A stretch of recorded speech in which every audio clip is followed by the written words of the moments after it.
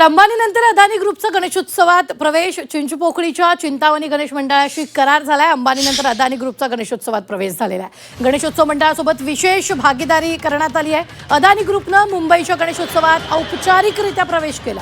चिंचपोकळीचा चिंतामणी गणेशोत्सव मंडळाशी त्यांनी विशेष भागीदारी केली आहे। 107 वर्ष जुनं असलेलं चिंतामणी मंडळ या भागातील सर्वात जुनं आणि शहरातील प्रमुख गणेशोत्सव मंडळांपैकी एक आहे। या मंडळाच्या वार्षिक आगमन यात्रेला दरवर्षी 1 लाखांहून अधिक भाविक सहभागी होतात। यंदाची आगमन यात्रा 29 ऑगस्टला होणार आहे। अंबानी ग्रुपनं गेल्या काही वर्षात लालबागच्या राजाशी भागीदारी केल्यानंतर आता अदानी ग्रुपनंही गणेशोत्सवाच्या क्षेत्रात पाऊल ठेवलेलं आहे।